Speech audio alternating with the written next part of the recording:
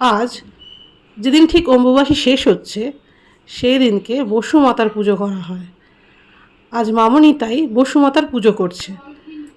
তো কিভাবে বসুমাতার পুজো হয় সেটা চলো তোমাদের সাথে আজকে শেয়ার করব।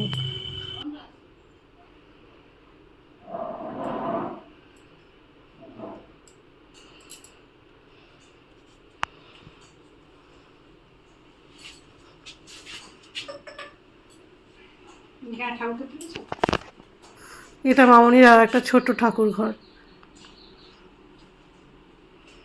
এটাতে দুধ আছে, হ্যাঁ, হলুদ আছে, আর হচ্ছে কি সর্ষের তেল আছে।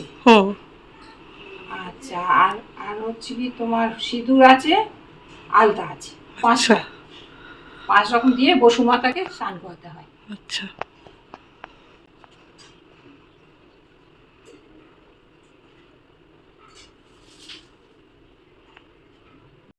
আজ অনেক দিন বাদে আবার একটা ভ্লগ নিয়ে এসেছি তোমাদের সামনে। তোমরা আমাকে জানিও কমেন্টে যে তোমরা এরকম বসুমাতার পুজো আগে কখনো শুনেছো কি না। আমার তো জানা ছিল না। আজ প্রথমবার মামনিকে দেখলাম বসুমাতার পুজো করতে, তাই আজ তোমাদের সঙ্গেও শেয়ার করে নিচ্ছি কেমনভাবে মামনি বসুমাতার পুজো করছে। পুজো শেষ করে মামনি আমাকে জানালো কেন এই বসুমাতার পুজো করা হয় আর কীভাবে বসুমাতাকে পুজো করা হয়।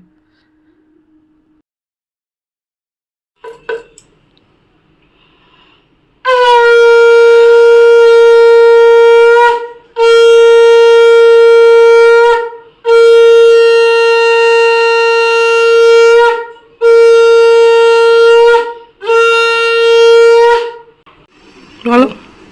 ওটা মাকে স্নান করানো হয়, আর 4 দিন তো মা অসুচি থাকে, সেই জন্য মাকে স্নান করানো হয় না, তো কেউ তো করায় না, সেই জন্য ওটা আর কি আজকে বসুমাতাকে স্নান করানো হবে।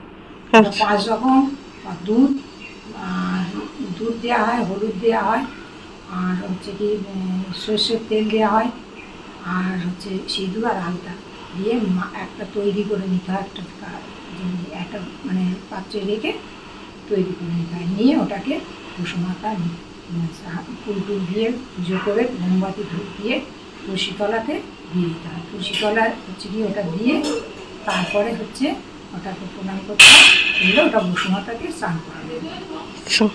ওইটাই আমাদের নিয়ম, মানে আমাদের পূর্বপুরুষ এটা হয়ে আসছে, আমরা ওইটা করি। আমার ঠাকুমা করতেন, বা আমার সব বাপের বাড়িতে করতেন, আমার শ্বশুর বাড়িতেও করতেন, এখন আমি করছি। আমার ছেলের বউকে আমি শিখিয়ে দিই।